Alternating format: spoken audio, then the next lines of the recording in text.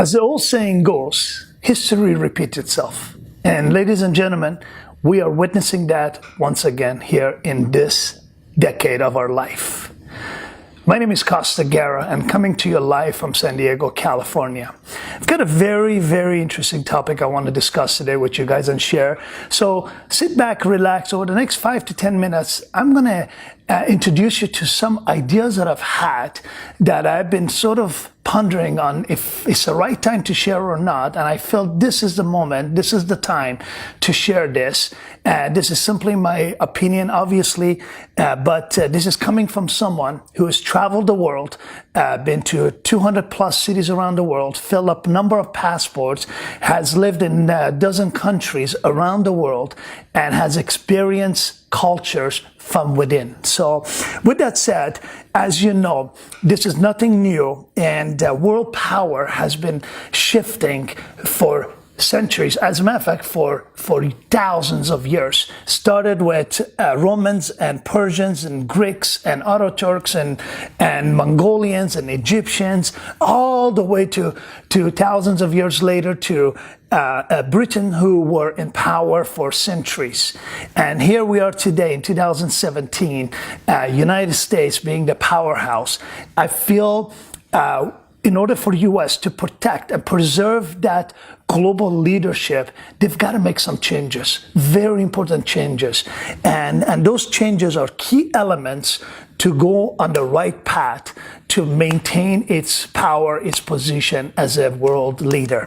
And those three simple key elements are very important. Number one, research. We got to do research to figure out what is the right thing for our country. And number two, very important, it's strategizing and planning for it. And number three, where most people miss, as probably you heard of it many, many times, action, which really comes down to executing that plan that you've researched. So those three things are very important. We're going to talk about it. So sit back, relax. I'm going to come back to you in a minute and talk about my humble proposal. 10 simple steps that's going to, if it's put into action and executed properly, it will change the country for better for everyone.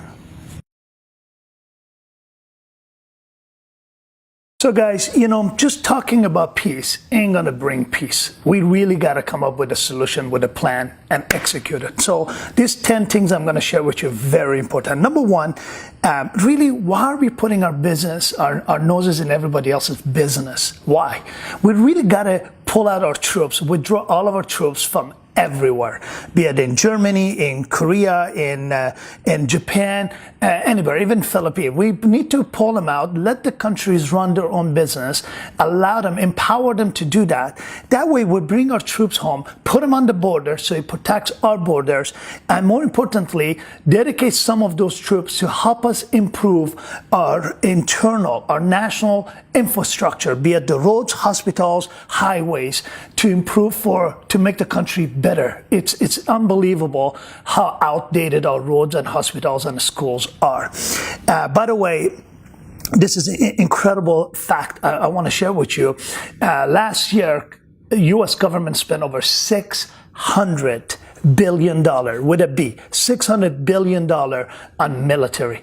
That's just that $600 billion is more than the other 8 countries, the next 8 countries combined, $600 billion. So big deal. That's number one. Number two, all non-criminal, sort of illegal aliens that are in the country, give them 60 days, allow them to become to get their green card automatically, sort of guaranteed green card. And anyone else who is obviously a criminal or doesn't want it, they need to leave the country. They got 60 days to leave. If not, they'll be deported. This way, we have the ability to collect taxes on those people. By the way, that number is 12.5 million undocumented immigrants that currently do not pay tax. Big deal. 12.5. That's about roughly 5-6% of the country's population. That's probably about 15% of country's workforce that do not pay tax. it will impact, it will reduce our debt, but just those simple steps, those two I already shared.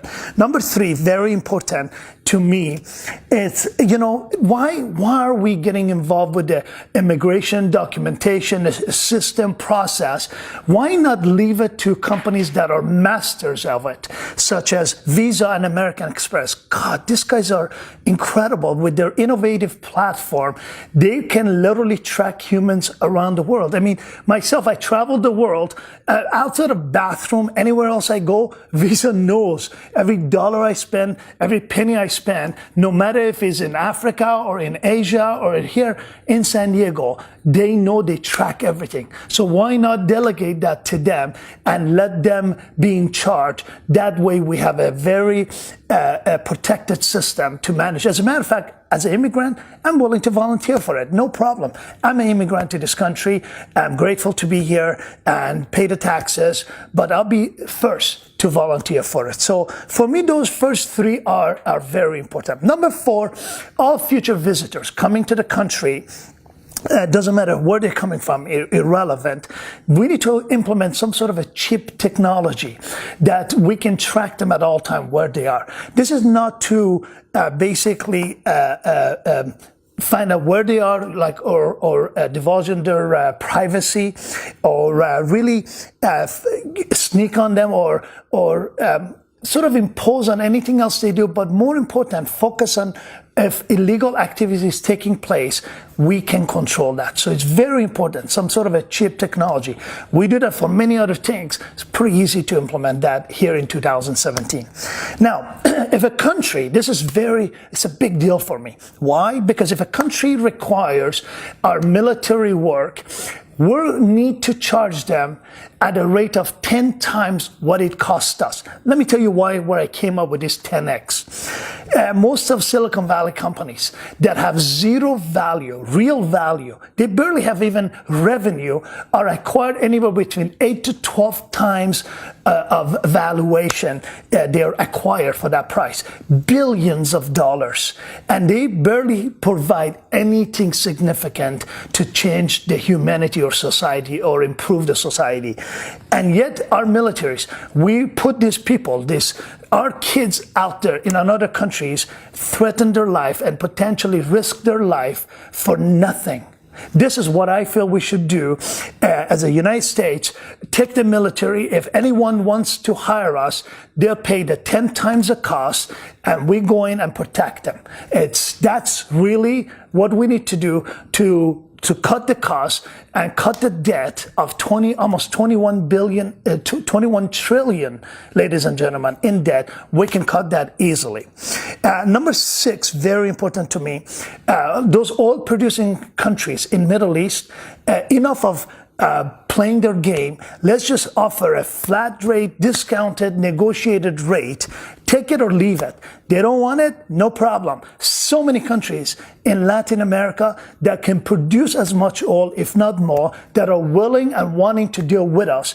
Let's go to them. Let's buy oil from them. It's a very simple process that we can do to, again, cut the cost and cut down the debt we have, and obviously flourish our country. Next one is very important. UN. I'm all for UN, and don't get me wrong, I'm all about UN and world peace and all that. But UN headquarters being in the United States, I don't see a reason for that. Why? Why we want to have that cost and our hands so involved into that work for no reason, for no profit to us? Why not ship that to a country that is controlled by no one, but supported by everyone? That way, we use a global, sort of the UN global infrastructure that we have here in the United States, and utilize it for many things, educating the unfortunate ones or those in needs, and help them and assist them and guide them using that infrastructure. It's a simple thing. Again, this will help us to improve our country, our economy, and everything else to go with it. Next one is very important to me. Number 8, it is mandating English language as official language in the country. You don't speak English, you cannot be living in this country as a resident if you're coming in as a new resident. Very important. So it becomes mandatory, but also sort of incentivizing for those that are already here who speak English. Many Americans speak English, that's their first language, incentivizing them through a tax form to learn a second language.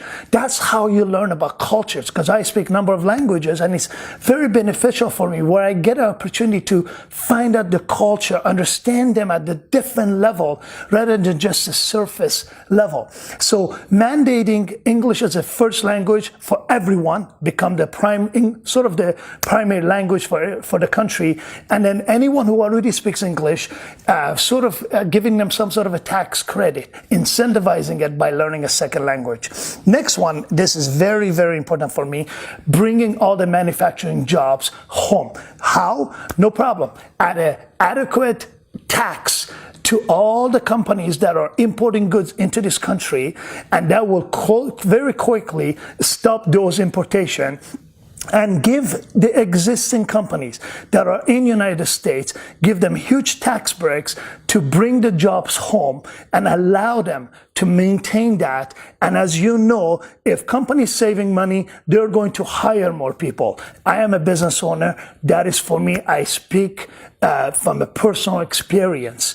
The less taxes I have the ability to pay, the more people I'm going to hire to take care of our clients. It's a big deal. And this is again from a businessman, a business owner. Last but not least, this is probably the most ridiculous tax code in the world this country has. Thousands of pages. There's so many loopholes. And the wealthier you are, the better accountants you can hire to find a loophole to save yourself a percentage of the tax. Why not just make it a flat rate, 15%, 16%, 20%, whatever that rate is, and make it flat, remove the loopholes for the rich and wealthy, and that way everybody pays the same percentage. This has worked extremely well in Hong Kong, extremely well in Singapore, and a number of other countries that done well, and they have surpluses in their taxes. Ladies and gentlemen, 10 simple things that I propose. Again, these are my simple, humble opinions from 20 plus years. I've traveled the world, fill up passports, lived with the locals in their country, and understood their business. And I read a lot, as most of you probably know. And what I've gathered, these simple 10 steps going to revolutionize and help us to become the next U.S. 2.0. And maintain our leadership as a world powerhouse. And by that, it empowers other countries to follow and empowers them to become as good. Thank you so much for your time. Think about what I'm talking about today. And this is very important for all of us to digest and see what we can do. One person at a time, one country at a time. Have a terrific day.